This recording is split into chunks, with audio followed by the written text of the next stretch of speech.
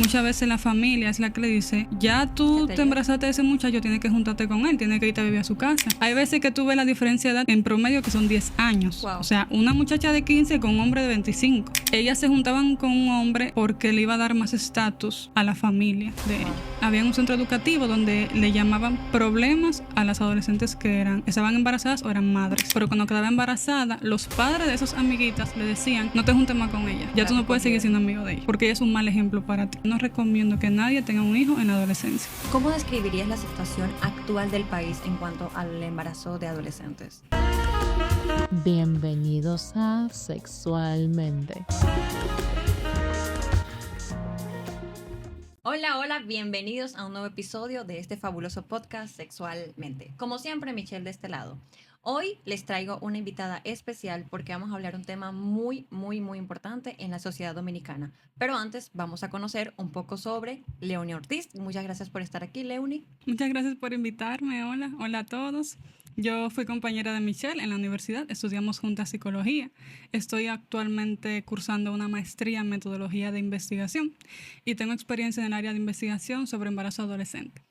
Muy bien. Esa experiencia duró un tiempo significativo, ¿verdad? Sí. Yo inicié haciendo la pasantía para graduarme de la carrera del grado en un grupo de investigación de Santiago que era sobre embarazo adolescente. Hicimos entrevistas y también cuestionarios a jóvenes que eran en el momento adolescentes, ya, o sea, embarazadas en el momento o ya con sus hijos que eran madres. Okay. Y posteriormente, de manera profesional, también hice un trabajo de investigación sobre embarazo adolescente. ¿Sabes qué? Es extraño que una persona tan joven esté tan interesada en la investigación. Lo digo porque también me interesa, pero ya tú estás estudiando en base de ello. Yo imagino que no hay muchas personas que lo estudian. Realmente no, aquí eso no es muy común. De hecho, de nuestros compañeros, la mayoría querían irse por otras áreas, pero también está el hecho de que no es tan asequible. Por ejemplo, cuando yo empecé a trabajar en eso, recién se abrió un programa de investigación, pero antes no había. Cuando yo estaba en la universidad que quería hacer la pasantía, yo escribía a muchos lugares y solo uno me contestó. Entonces, no a todos les gusta porque el área de metodología les aburre. Y a los que les gusta no se les hace tan fácil acceder porque no hay muchos lugares para poder tener la experiencia. También.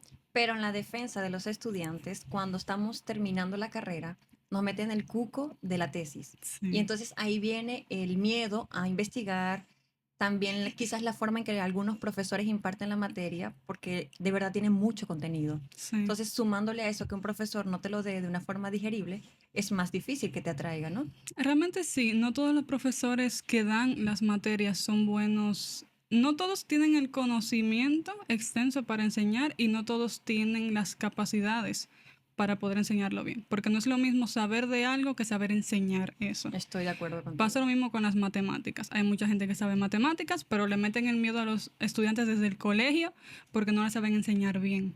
Entonces, el alumno aprende a embotellarse cosas, pero no aprende para qué le sirve eso en su vida. Correcto. La investigación en el área de psicología y la metodología también nos sirve a todos los psicólogos, independientemente del área en el que tú te desenvuelvas. Correcto. Porque de ahí, de las investigaciones y de la metodología, es que parte las decisiones que vamos a tomar para aplicarlo en nuestra carrera. Ya sea que tú seas psicólogo clínico, que te dediques al área de educación, organizacional, forense, no importa.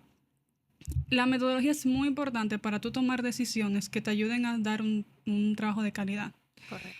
Para tú poder, por ejemplo, en el área de clínica, darle un tratamiento de calidad a tus pacientes. Entonces, yo sí entiendo que los profesores tienen algo que ver, porque si la persona no aprende cuando está estudiando, lo lindo que es, las cosas nuevas que tú puedes aprender, los distintos métodos para tú dar un servicio, y se le enseñan como algo que hay que huirle.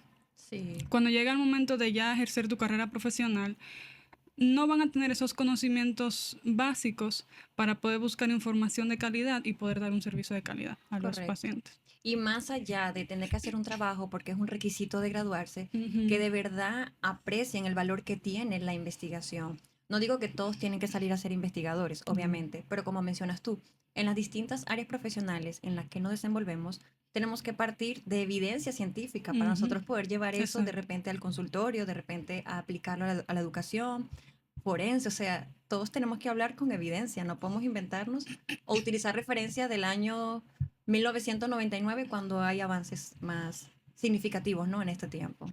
Exactamente. Pero bueno, traigo a Leonie hoy al episodio porque es una investigadora que nos va a hablar sobre un tema muy importante y que hace mucho ruido a nivel social, que es el embarazo en adolescentes o el embarazo precoz. Pero antes vamos a esperar que ella nos defina un poquito a qué nos referimos precisamente con el embarazo precoz. Yo definiría el embarazo adolescente como el periodo entre la concepción y el parto que se da en mujeres entre 10 y 17 años. Digo 17 años porque estamos en el marco de las leyes de República Dominicana. Según la ley 136-6, un adolescente en República Dominicana es la persona que tiene hasta 17 años de edad, o sea, menor de 18, porque a partir de 18 se considera un adulto. Okay. Entonces, en el contexto de la República Dominicana, embarazo adolescente sería el que se da hasta los 17 años. Ahora, en distintos estudios, estadísticas, etcétera, que se han hecho en Latinoamérica, en República Dominicana, etcétera, en el mundo, se pone a veces hasta los 18 o hasta los 19. Porque no es solamente lo que diga la ley, sino también cómo es la persona cognitivamente. Una persona, de acuerdo a sus actitudes, cualidades, aptitudes, etcétera, puede ser un adolescente hasta los 18 o 19 años. Depende del contexto en el que se desenvuelva y su desarrollo. Okay. Pero si nos guiamos de las leyes del país, adolescentes hasta los 17 años y el embarazo adolescente abarca hasta esa edad. De los 10 a los 17. 17. Ok, yo he notado que en este país las niñas se desarrollan muy prematuramente. Yo estoy sorprendida porque, por ejemplo, yo me desarrollé a los 15 y yo estaba atrasadísima en comparación a los números que yo encuentro aquí en el país. He escuchado a niñas que se desarrollan a los 8 y a los 9. Ya ahí ellas saben, bueno, no saben del todo, que pueden quedar embarazadas. Pero lamentablemente como hay abusos, ¿verdad? Generalmente incestuosos, las niñas quedan embarazadas durante ese plazo. Eso también entra dentro del embarazo precoz. Sí, en ese tema del embarazo adolescente, eso es más flexible porque también depende de qué edad tú te desarrollas. Los 10 años se pone porque es como el promedio. Como rango, Por ejemplo, ok. yo me desarrollé a los 9 años, Ah, ok. pero si tú te desarrollas a los 8 a los 9, ya tú entras en ese grupo. Entiendo perfectamente. Pero mira, tú eres un ejemplo claro de que se Sí. desarrollan con mucha antelación. Ujú. Yo no sé si es algo cultural, de que aquí es diferente en Venezuela, porque mis amigas no se desarrollaron a esa edad, fueron entre los 13, 14, 15, 16 años. No, algo que sí yo he visto en estudios es que cuando generacionalmente en una familia se ven muchos casos de embarazo temprano, las hijas comienzan a desarrollarse más temprano porque ya, digamos que el cuerpo entiende que a esa edad más o menos que ya tiene que llegar el embarazo. Ok. En República Dominicana, de hace décadas, estamos tratando con el embarazo adolescente. Es posible que eso tenga que ver con el desarrollo de las adolescentes, pero de las jóvenes, pero ya eso habría que investigarlo más a fondo. Ah, perfecto, pero queda como esa pregunta Ujú. que ya cada uno de nosotros pudiese investigar, pero me parece súper interesante, sobre todo por ese cambio tan Ujú. significativo. Entonces, ¿cómo describirías la situación actual del país en cuanto al embarazo de adolescentes? Sí, fíjate, como te comenté hace un momento, hace décadas estamos viendo este fenómeno aquí. República Dominicana es uno de los países donde hay mayor tasa de embarazo adolescente. De hecho, en varios estudios, en diferentes años, se ha dicho que estamos entre los 4 países donde hay mayor tasa. Wow. Algunos años caíamos entre el primer país que tenía mayor tasa de embarazo adolescente. O sea, es algo con lo que hemos estado cargando por años. Sin embargo, y algo bueno es que en los últimos 7 años se ha visto que ha disminuido la tasa. Por ejemplo, en los últimos 2 años, por ejemplo, en el 2023 la tasa era del 19% y ya vemos ahora en el 2024, que son datos preliminares, pero ya para esta fecha está en el 18.6%. Desde 2017 hasta ahora hemos visto un descenso. Sin embargo, sigue siendo muy alto. Okay. Y como ha sido es un país en el que hemos visto esta tasa tan alta por tantos años, hemos cargado con eso por mucho tiempo. Lo bueno es que estamos ya mejorando en Lo ese importante sentido. es que baje, Exacto. aunque sea una cifra, Exacto, que siempre es siga bueno bajando. bajar. Yo no sé si me lo vas a responder más adelante, pero ¿a qué crees que se deba esa baja en el embarazo en adolescentes? Lo que yo he visto, tanto en políticas como en mi experiencia, es que se le está poniendo más atención. Ya no se está viendo como algo en específico, porque antes, por ejemplo, se veía como un problema de la muchacha que quedó embarazada. Ahora se está viendo de manera más integral. Se está viendo el rol que tiene la familia, se está viendo la percepción de la joven, se está viendo el proyecto de vida, se está viendo las relaciones de pareja. Y se han hecho estudios, muchos estudios diferentes de todas esas áreas, se han implementado políticas y programas. Yo siento que como se le está dando más atención y desde una manera, digamos, integral, se ha podido disminuir la tasa. Ah, muy bien, interesante. Tú mencionaste que era el cuarto país con embarazo Está entre los 4 países entre con los mayor tasa cuatro. de embarazo. ¿Sabes quién es ahora mismo el que ocupa el primer lugar? Ahora mismo no sé. No sabes. Tendría que ver la cifra. Ninguno de los 3 países anteriores. Mm. Quisiera saber si Venezuela está dentro de esa tasa. Habrá que ver. Muy bien. Entonces, ¿tú crees que hay una diferencia significativa entre el embarazo precoz o la cantidad de embarazos que se ve en la zona rural y en la zona urbana? Sí, de hecho sí. Se ve que en la zona rural es más frecuente. Esto es, bueno, hay muchos factores. Está el hecho de la educación. La educación, el acceso a la educación y la calidad de la educación es muy distinta en zonas urbanas y zonas rurales. También está el hecho de qué tan lejos te queda o qué tan difícil se te hace llegar. Aquí, por ejemplo, en Santo Domingo, tenemos muchas escuelas, muchos colegios. En los barrios, en cualquier lugar, un colegio cerca. Pero en las áreas rurales, en los campos, se hace más difícil. Hay 1 o 2 centros, son muchos jóvenes que viven a una distancia considerable, que no tienen un vehículo de transporte, tienen que ir a pie o no tienen quien los lleve, se hace mucho más difícil acceder a la educación. También está el hecho de la educación sexual, o sea, no es solo en la escuela, sino en la familia. Hay menos educación en general sobre sexualidad, sobre cómo protegerte. Entonces, ya no es solamente lo que no te enseñan en el colegio, sino lo que no te enseñaron en tu casa.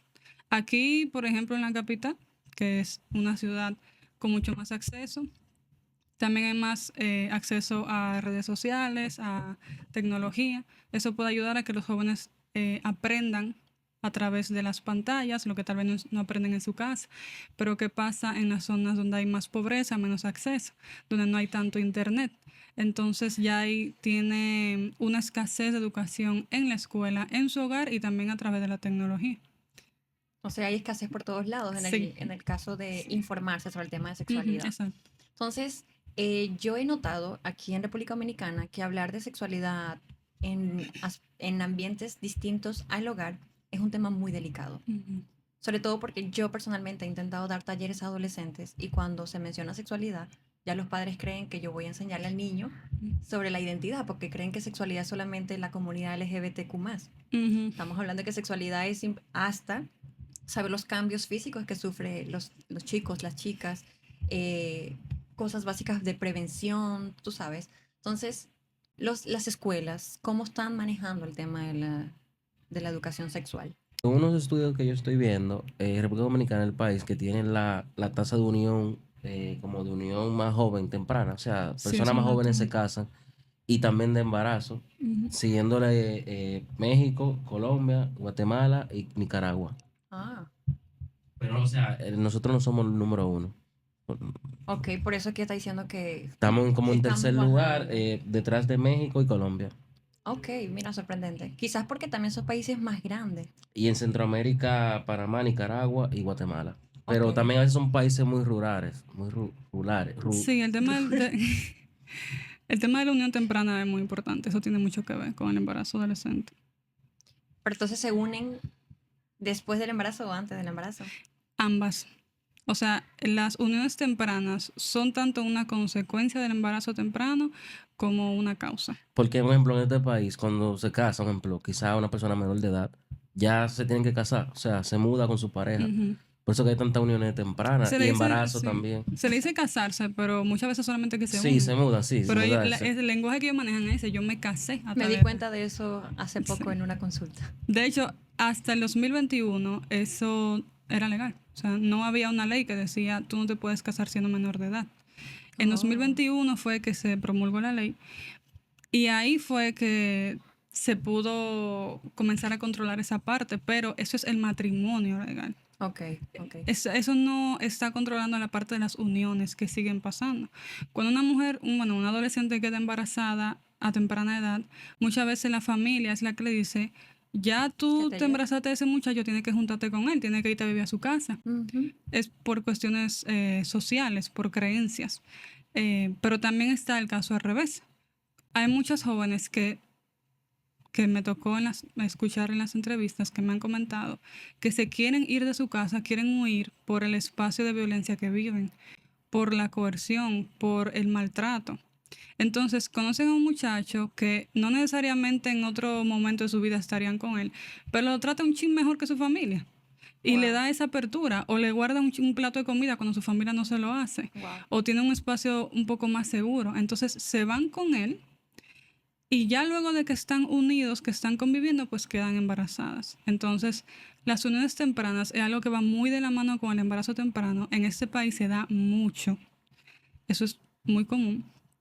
También más en zonas rurales que urbanas y también más en lugares, digamos, en barrios pobres que barrios, por ejemplo, de clase media. Y no podemos trabajar solamente embarazo temprano, sino que también tenemos que trabajar las uniones tempranas porque son dos cosas que van juntas. Si no trabajamos las uniones, muchos de esos casos de embarazo no lo vamos a poder trabajar. Y lamentablemente muchas uniones se dan no solamente entre adolescentes, sino una adolescente con un hombre mayor de edad. De hecho, eso es muy, muy frecuente. Hay veces que tú ves la diferencia de edad en promedio que son 10 años. Wow. O sea, una muchacha de 15 con un hombre de 25. Hay veces que el promedio son 6 años. Ok. Y si la diferencia de 5 años o más ya se considera abuso. O sea, Claro. incluso si ella tiene, qué sé yo, 17 y el tipo solo tiene 22. Después del 23 ya se puede considerar abuso. Claro, Cuando porque ella hay está un en una, rango. sí, porque ella está en una situación de vulnerabilidad. Correcto. Ella es adolescente. El tipo ya es, bueno, Adulto. el hombre ya es un adulto. Entonces, así mismo como eso, hay otros casos donde son más jóvenes, tienen 14, 13, 12, conocen a este hombre que le da tal vez esa seguridad que no le da a su familia, o le habla bonito, le hace sentir bien, le dice cosas bonitas. Su familia, por otro lado, la está maltratando, no la ayuda a desarrollarse bien, digamos, físicamente, emocionalmente. Entonces se van a la protección de este O hombre. la misma familia la puede vender. Sí, porque eso Que también también hay pasa. casos. No sé qué tan seguidos son, pero Sí, sí yo los hay. llegué en las entrevistas que yo estuve haciendo en mi investigación, se dieron casos así, que ellas se juntaban con un hombre porque le iba a dar más estatus a la familia de Wow. ella. Porque era un hombre que era más pudiente, que vivía en una zona más bonita del barrio. Entonces, era una manera de vender porque querían que su hija esté con ese hombre. Ya, aunque él Ok. sea mayor de edad y ella menor de edad, pero le daba un Tenían el estatus. permiso también. Sí, Entonces, ahí hay como una laguna legal de repente, porque estamos hablando de que ya se pueden unir, no casar, pero sí unir, exacto, pero no hay un control de eso. exacto. Yo espero que la ley, pues, Sí, yo espero que ¿verdad? eso se pueda Se ir pueda mejor. establecer Exacto. formalmente, ¿no? Oficial, para que más que una consecuencia también se evite, porque también es Ujú, una causa de los ujú, embarazos. exacto. Y así por lo menos las estadísticas seguirían bajando, ¿verdad? Que es lo que Es lo que se queremos. espera. ¿Qué tan accesible es la educación sexual en las escuelas aquí en el país?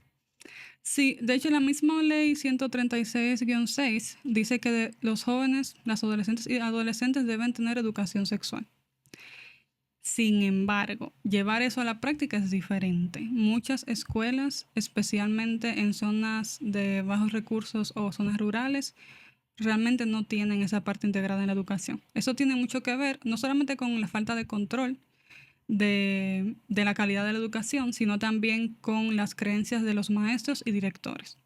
Una experiencia que tuve fue que había un centro educativo donde le llamaban problemas a las adolescentes que estaban embarazadas o eran madres. Dios mío. Cuando iban a escribir a una nueva, si estaba embarazada, decían, ahí viene otro problema. Wow.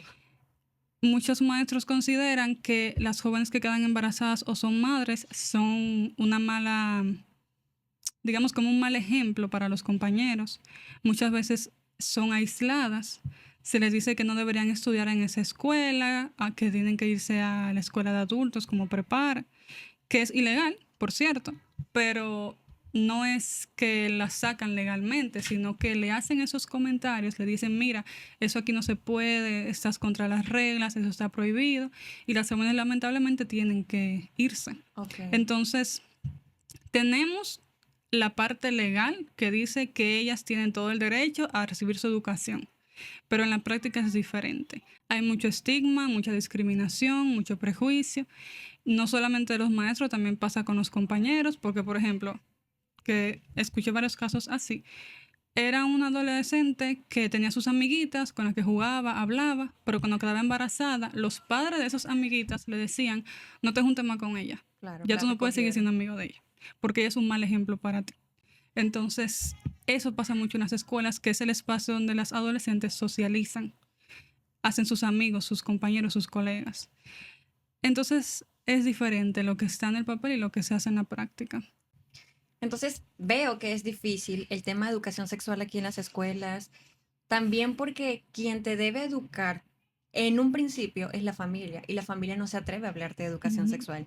No sé si tú recuerdas si en algún momento tus padres te explicaron tus zonas genitales, cómo se llamaba, quién puede y quién no puede tocar. O sea, personalmente yo no recuerdo con claridad que eso me hayan dicho, pero sí recuerdo a mi mamá que hacía como un jueguito de no deje que toque aquí, no toque aquí, no toque aquí. Ay, qué Y lo lindo. recuerdo porque todos los días no nos dejaba saber. Entonces, por suerte, ¿no? ¿Verdad? No tuve la necesidad de tener que utilizar eso con alguien porque mi mamá procuró eso. Pero lo que quiero decir es que la educación sexual no solo depende de un colegio, no solo depende Ujú. de un sexólogo que te lo explique. Eso empieza en el hogar y junto con la sociedad, en este caso la escuela, en este caso las políticas, las charlas que se den, complementar la información, ¿verdad? De la educación sexual.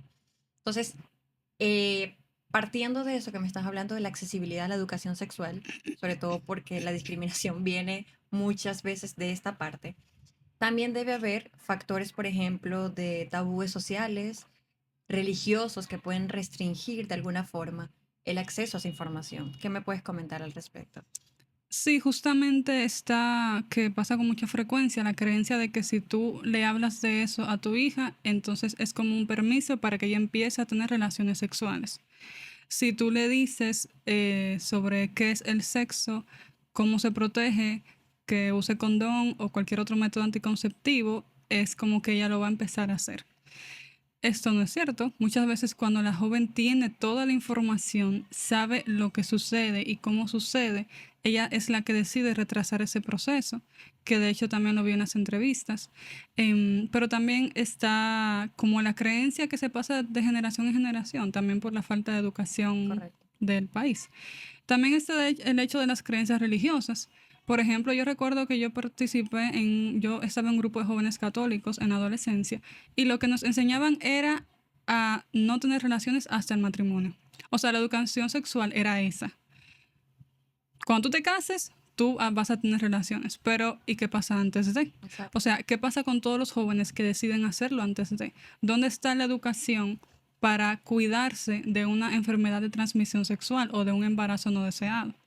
También está el hecho del estigma sobre el uso de anticonceptivos, em, sobre si yo me voy a planificar siendo un adolescente, las personas, incluso el personal médico, me van a juzgar, qué van a decir de mí, qué van a decir los compañeros, los familiares, las personas que se enteren.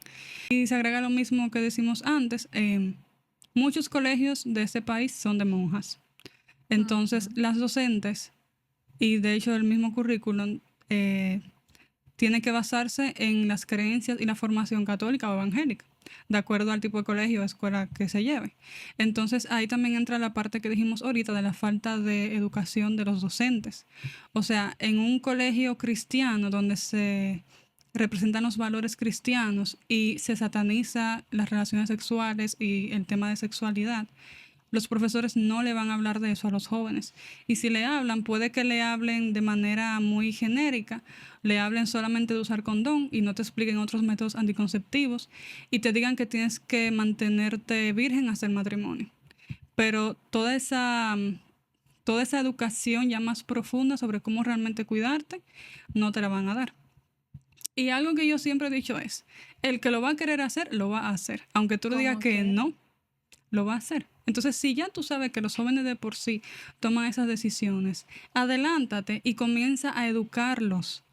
no pensando que si tú le dices que no, no lo va a hacer, porque los adolescentes, cuando quieren hacer una cosa, hasta se escapan de la casa en la noche. Correcto. Eso pasa. Buscan la forma. Exacto. Buscan la forma. Y no es esperar que tengan 15 años para hablarle de eso, es hablarle de que sean niños, porque ya aquí sabemos, como mencionamos ahorita, que las niñas se desarrollan a los 9 años.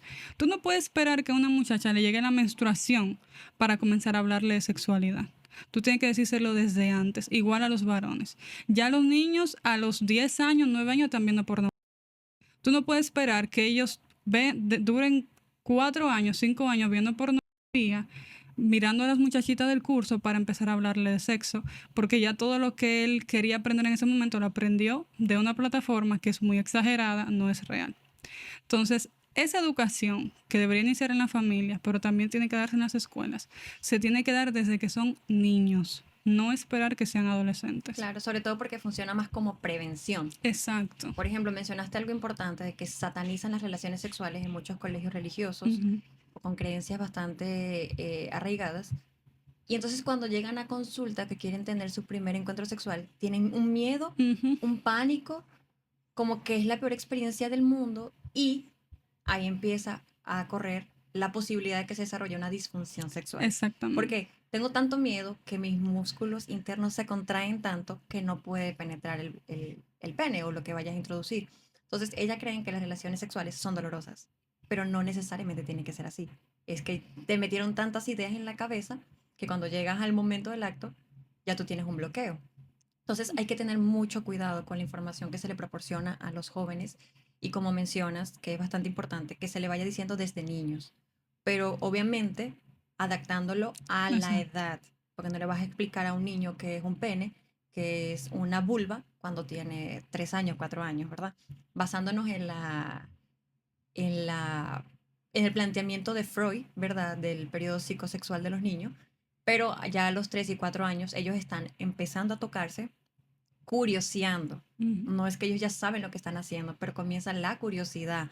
Entonces empieza a compararse. Cuando la niña se baña con mamá, mami, tú tienes esto, mami, tú tienes aquello, tú tienes pelo aquí, esto es más grande que el mío. Los niños con el papá, papi, porque eso es así, porque el mío es así. Entonces tienes que adaptar el lenguaje a la edad que tiene el niño, pero no omitir la información, Ujú. ¿verdad? Entonces, precisamente lo que estábamos hablando, a modo de prevención, es mejor saber la información antes de. Y de hecho, por esa misma falta de información es que vemos que las adolescentes tienen relaciones y le dicen, no, mira, que la primera vez tú no quedas embarazada. O si hacemos brocha, tú no quedas embarazada. Si yo lo saco antes de terminar, tú no quedas embarazada. Hay muchas creencias que tiene de lo que le dicen los amigos, de lo que le dice la pareja, porque quienes estamos responsabilizados de darle esa información no se la No dieron. se la pudieron ¿Dónde dar. la buscan? En sus pares. Y es desinformación a fin de cuentas. Claro, y entonces también hay una cadena, como mencionaste en un principio. Si el padre no sabe, es difícil que también pueda enseñarle a otra Ujú. persona, a sus hijos. Y los niños buscan información en fuentes no confiables, que son sus pares, es decir, sus compañeritos que también Que tampoco saben. desconocen todo eso, o contenido como la pornografía, que ahí no usan condón, que hay 3 hombres con una mujer, Ujú. que la duración son una hora, entonces también se empieza a desarrollar complejos y creencias Ujú. que no corresponden. Ahora bien, Leonie, recapitulando un poco, ¿verdad? De que la desinformación, de que la familia desconoce, de que da miedo hablar de esto, de los tabúes, de las creencias, ya sabemos que son factores de riesgo o causas del embarazo, ¿verdad? Pero háblanos un poco de las consecuencias que tiene el embarazo precoz para la persona, para la familia, en el aspecto social. Bueno, voy a empezar hablando por las consecuencias para las jóvenes adolescentes. Está en primer lugar la parte del impacto a la salud. El cuerpo no está totalmente desarrollado, ni físicamente ni psicológicamente. En los casos de embarazos y partos adolescentes hay muchos casos donde hay muerte o preeclampsia, anemia, muchas dificultades también. Los niños pueden tener complicaciones de salud o nacer muertos. También se da que los niños nacen con situaciones pulmonares, o sea, los bebés de las Sí, adolescentes. Entonces es un riesgo físico para la vida y la salud de la madre y muchas veces terminan con enfermedades como la hipertensión que se queda para la vida entera. También está la parte educativa, que ya muchas veces tienen interrupciones para seguir educándose, para ir a la escuela o al colegio. Esto se puede dar por diferentes razones. Muchas veces es por el estigma y el Claro. prejuicio que comienzan a faltar por sentirse mal al ir a la escuela, pero también están las escuelas donde las expulsan porque están incumpliendo reglas. También está el hecho de quién me va a cuidar al niño, con quién puedo dejar a mi hijo o a mi hija ahora que tengo esta responsabilidad. También está en la parte laboral, o sea, si tú no logras educarte, si no logras terminar el colegio o si no logras hacer una carrera, ¿qué va a pasar con tu trabajo? ¿Dónde tú vas a poder conseguir trabajo? ¿Qué vas a poder hacer laboralmente? Muchas veces tus metas o sueños no los puedes cumplir por esa razón. De las madres adolescentes que yo conozco, muchas tenían el sueño de estudiar medicina antes del embarazo, pero Sí. luego del embarazo, las que pudieron llegar a tener una carrera o por lo menos inscribirse en la universidad, tuvieron que escoger carreras por conveniencia. ¿Qué cosa yo puedo terminar rápido que me dé un ingreso económico? Muchas se van entonces por enfermería en vez de medicina porque es lo que pueden conseguir. Y así otro tipo de carreras que sean por conveniencia y no realmente para lograr sus objetivos o cumplir sus sueños educativos. También en la familia se ve una mayor carga económica. En el caso de las jóvenes que se quedan con sus padres o tutores, es una responsabilidad que no la estaban esperando, no estaban preparados para eso en muchas ocasiones. Claro. Entonces ya los padres se hacen cargo no solo de su hija, sino de cuidar a un bebé que está ahí y todos los gastos, porque los niños llevan mucho dinero. También está en la sociedad, o sea, las jóvenes, la cantidad de jóvenes embarazadas que no logran terminar su carrera o que no logran terminar ni siquiera la escuela, digamos, esa falta de profesionales también afecta al país, porque esas adolescentes de hoy en día van a ser las adultas que van a estar generando ingresos y moviendo la economía de nuestro país Correcto. dentro de un par de años. Entonces, a fin de cuentas, es algo que no solamente las afecta a ellas, sino a toda la sociedad. También afecta a sus hijos. O sea, los niños, digamos, una madre embarazada que parió este año es un bebé, pero dentro de 15 años, dentro de 20 años, ya va a ser alguien que va a estar en la sociedad, que va a aportar o no. O de qué forma aportará, Exacto, ¿no? de qué manera aportará. Negativa, positiva. Y como muchas veces esto es algo generacional, que mi mamá fue madre adolescente, yo soy madre adolescente, mi hija también puede ser madre adolescente. Esa falta de educación sexual o esa falta de, bueno, saber cómo cuidar a tu hija o a tu hijo para que no se repita, muchas veces no se tiene. Sí. Entonces, ese es un patrón que se termina repitiendo en muchas ocasiones. Ahí entraría un poco la pobreza generacional. Supongamos que en niveles más bajos, por falta de educación, Ujú. hay más chicas embarazadas jóvenes.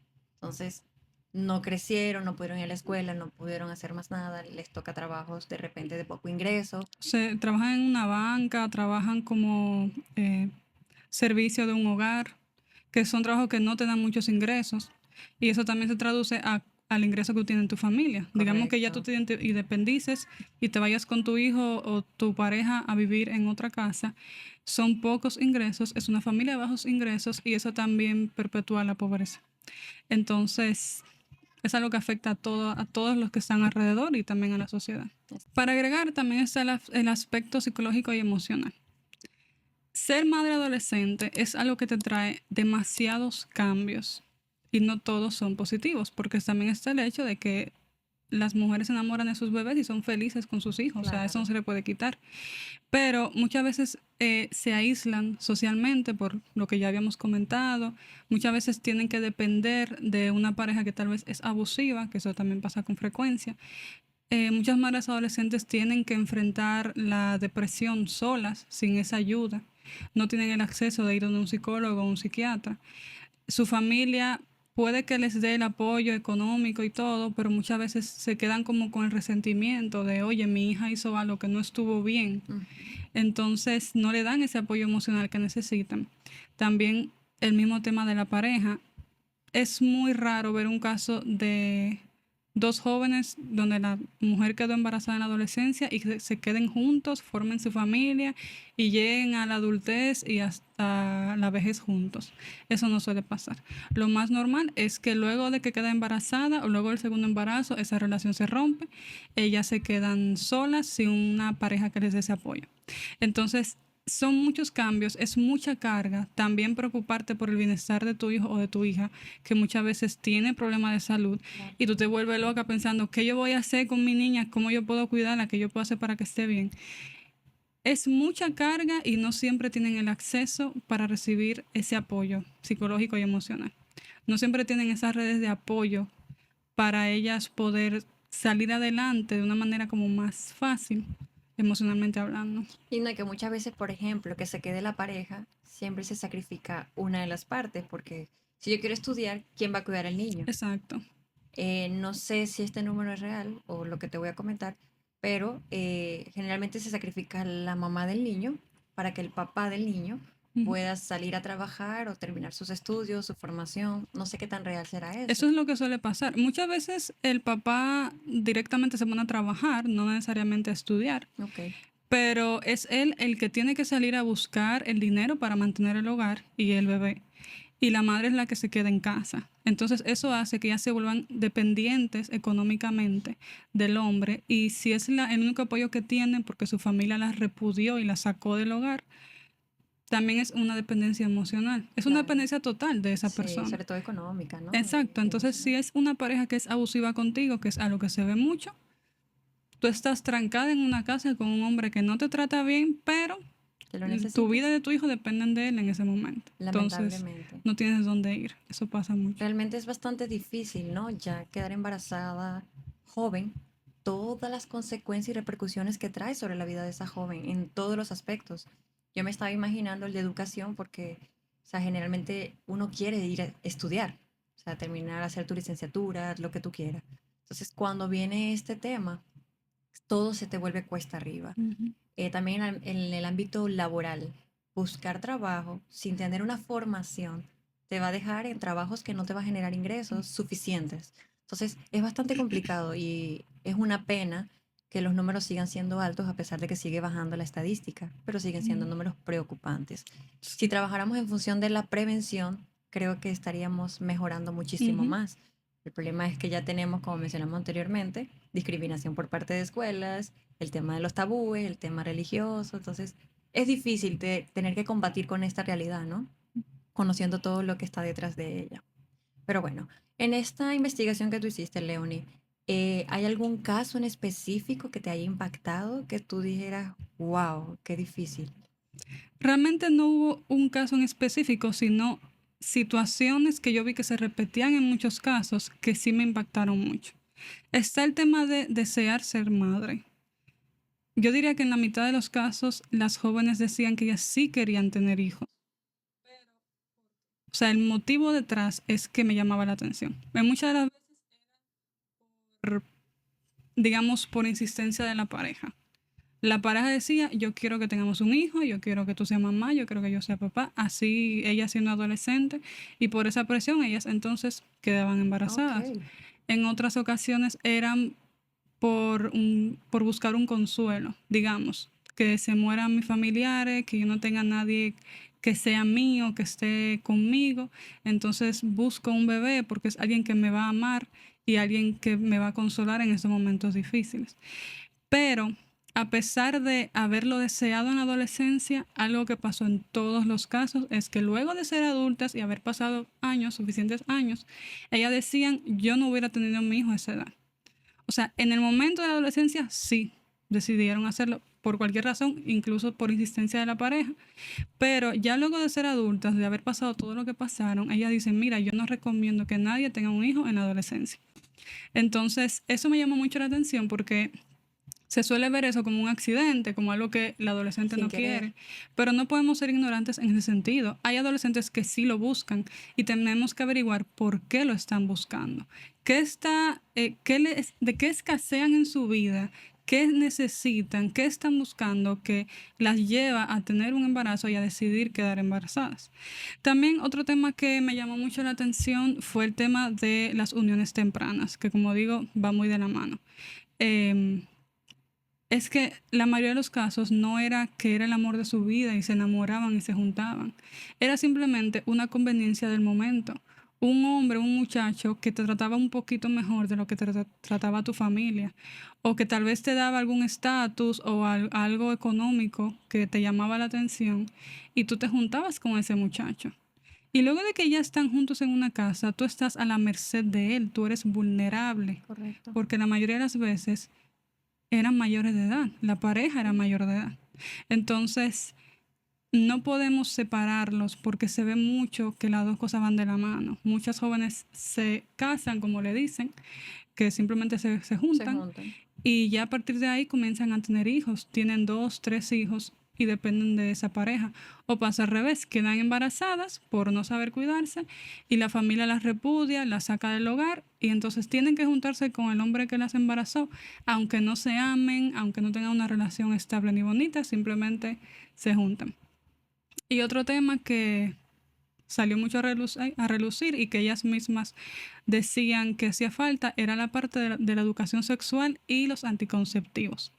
No es solamente que no saben qué anticonceptivos hay, sino que no saben cómo se usan y no saben cómo acceder a ellos. Okay. O sea, hay varias que consideran que tomarse la pastilla del día después es un método anticonceptivo. Y eso te hace daño, eso te hace mucho daño en el cuerpo y no siempre funciona. De hecho, hay un límite de 2 al año. Exacto. También están las del acceso. No todas tienen el mismo acceso para ir a un centro y ponerse, por ejemplo, un DIU. Claro. O ponerse, o tener la píldora o tener el implante. Una de las entrevistadas me comentaba, bueno, ya eso fue hace muchos años, espero que haya cambiado, que para ella poder planificarse necesitaban que vaya un adulto con ella y le dé el permiso. Claro. Pero ya ahí tú me estás poniendo una limitación, porque ¿qué tú vas a hacer en el caso de que el adulto responsable sea quien abuse de ella, por ejemplo? Ella necesita el permiso de ese adulto para poder ir, de su abusador en ese caso. ¿O qué tú vas a hacer en el caso de que ella le dé vergüenza? También. De que su mamá, su tía, su abuela, quien esté responsable, nunca le haya hablado de ese tema. Y ella le dé mucha vergüenza o le dé cositas que vaya a ir. Exacto. Decirle, mira, mami, quiero empezar a planificar. Exacto. Entonces la mamá, entonces, ¿qué reacción va a tener? Correcto. Tú tienes que permitir que los jóvenes se planifiquen, porque si ya ellos saben, si tienen el conocimiento y ya ellos saben que lo pueden buscar ahí y ya ellos decidieron comenzar a tener relaciones sexuales, tienen que tener el acceso para cuidarse, no solamente de un embarazo, sino también de una enfermedad. Entonces también está el hecho de no saber cómo funciona. O sea, por ejemplo, las pastillas, yo me la tomo, las pastillas diarias, pero no sé que tiene que ser siempre a la misma hora. O se me olvidó un día, pero yo no sé qué efecto va a tener eso. También está lo que dijimos ahorita de uso condón, pero me dijeron que en la primera vez yo no quedo embarazada. O me dijeron que si él lo saca antes de terminar, yo no quedo embarazada. Entonces, tal vez sí sepan el nombre de los métodos, pero no saben realmente cómo se usan y cómo tú quedas embarazada por el mal uso de esos métodos. Entonces, eso fue algo que ellas mismas dijeron, yo quisiera haber sabido eso. Yo quisiera que todas las jóvenes lo sepan, porque si ya van a tener la relación sexual o si van a ser abusadas, ellas, lo mejor es que ellas puedan protegerse. Que por si lo no menos tienen salvarse información, por un lado, exacto, ¿verdad? De cuidarse. Entonces, partiendo de eso que me dices, ¿qué tú recomiendas para, a modo de prevención, para que esto siga escalando, lo del embarazo precoz? Yo recomiendo que se trabaje de manera integral, que se trabaje no solamente con ellas, sino también con las familias, porque yo entiendo que esto parte del núcleo familiar. Toda la información que ellas puedan o no puedan tener va a empezar por la familia. Digamos, la imagen que ellas tengan de la sexualidad, de la protección, va a salir también de lo que la familia le haya transmitido. Entonces, no considero que solamente tratándolas a ellas vamos a poder mitigar este tema de embarazo adolescente. Tenemos que tratar con los padres, tutores, abuelos, tíos, quien sea responsable de la persona para enseñarles a ellos sobre sexualidad y protección y que ellos le puedan enseñar a sus hijos.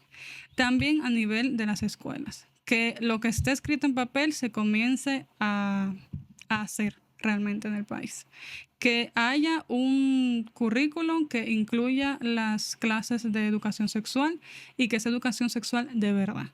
No solamente Exacto. ser virgen hasta el matrimonio, sino biológicamente cómo funciona el cuerpo, cómo uno se queda embarazado, cómo es el embarazo, cuáles son los métodos de protección que hay, dónde tú puedes ir para acceder a esos métodos anticonceptivos, cómo cuidarte de las enfermedades, cómo tener relaciones sanas de pareja, porque eso es Responsables, claro. muy importante. Entonces, eso es para prevención, pero ya en el caso de las que están, también ser humanos, porque algo de lo que ellas me agradecían es tener un espacio para hablar de eso, que muchas veces se ve como un fenómeno, como una cifra más, y no como una persona que está viviendo esa Una situación. situación. Entonces, ya las que están viviendo esa situación ahora mismo, ser humanos, darle un espacio para que se expresen, darle comodidades, acceso para que se cuiden. Si todavía es adolescente, que no vuelva a quedar embarazada hasta que ya sea adulta y esté estable. O sea, tener empatía y tratar esas situaciones con ellas, pero viéndolo como personas y no como simplemente cifras más de la tasa de embarazo adolescente. Claro, no juzgar, ¿no? Porque no sabemos la Exacto. realidad de cada uno. Ujú. Muy probable alguna de las personas que nos esté escuchando, alguna chica, en algún momento pensó salir de su casa desesperada por situaciones Exacto. que estaba viviendo. Quizás no se le dio la oportunidad de hacerlo, o por lo menos no de esta forma, pero en algún caso o en algún momento alguna habrá pensado en algo similar. Sí, no sabemos lo que están viviendo, no sabemos qué las llevó a eso. Muchas no Exacto. quisieron que estar ahí, entonces en vez de juzgarlas y tratarlas con desprecio, entender que son personas que están viviendo una situación difícil y darle una mano de apoyo. Y no discriminar, porque por Exacto. ejemplo en la universidad, como yo imparto docencia, me he encontrado alumnas que tienen hijos que son menores, o sea, he encontrado alumnas que tienen 19 años y ya tienen dos o está esperando el tercero. Entonces, como profesora, ser empática de la realidad de esa Ujú, estudiante, porque se tiene que ir de repente antes, o la hija o el niño se le enfermó porque nacen con condiciones especiales por el tema de lo prematuro, ujú. eh, que no sabe con quién dejarlo, que está viviendo una situación distinta. Entonces, yo como profesora te puedo exigir a nivel académico, pero también tengo que entender que tu vida personal puede influenciar el cómo tú te desenvuelves como estudiante, puede influir bastante. Entonces, hay que ser empático y tratar de comprender la situación, porque la idea del profesor no es intencionalmente trancarte el camino, pero hay que ser un poquito flexible, ¿no? Ujú. En el ámbito en que estamos. Entonces, Leonie, ya para ir cerrando, ¿qué mensaje le darías a todas las personas que nos están escuchando, sobre todo si nos encontramos con algún adolescente, sobre lo que estuvimos conversando? Yo le diría que si estás viviendo esta situación, en primer lugar, no estás sola. Hay muchas personas que estamos interesados en que tú tengas una mejor calidad de vida y está mejorando la situación. O sea, yo sé que es difícil, que hay muchos retos, muchas dificultades, pero en este país se está poniendo más atención a este tema y se están tomando decisiones para que pueda disminuir la tasa de embarazo adolescente y para que ustedes que ya están ahí puedan tener una mejor calidad de vida. A todas las demás personas que seamos empáticos, que no juzguemos, ninguno de nosotros sabe cómo ellas llegaron a esa situación y si ya están ahí, echar para adelante, buscar la manera de ayudar, buscar la manera de darle otras oportunidades laborales, académicas, porque ellas están buscando la mejor manera de darle una vida a sus hijos y nosotros también tenemos que ayudar en eso. En vez de ser una piedra en el camino, vamos a ayudarlas a que echen para adelante a su familia. Perfecto, muchísimas gracias, Leonie, por estar con nosotros hoy en este fabuloso podcast, me encanta decirlo así, y por tus aportes, de verdad que ha sido un tema súper interesante, es una realidad que sigue latente, lo bueno y algo que me contenta escuchar que me trajiste de información es que la estadística va bajando. Quizás no el número que queremos de una vez, pero lo importante es ir bajando de a poquito, ¿verdad? Entonces, gracias por todo, Leonie, espero que podamos vernos en el futuro para otros temas de investigación, ¿verdad? Relacionado con, sé que te interesa el tema sexual en general, entonces podemos trabajar en conjunto para algo más de sexualidad. Muchas gracias por todo, me encantó estar aquí, me encantó participar, así que cualquier cosa, me avisas. Ahí dejamos las redes de Leonie para que la puedan seguir. ya que va a brindarnos mucha información importante e interesante a través de sus canales. Así que bueno, nada, nos vemos en la próxima, joven. Bye. Suscríbanse, compartan, comenten, de todo. Bye.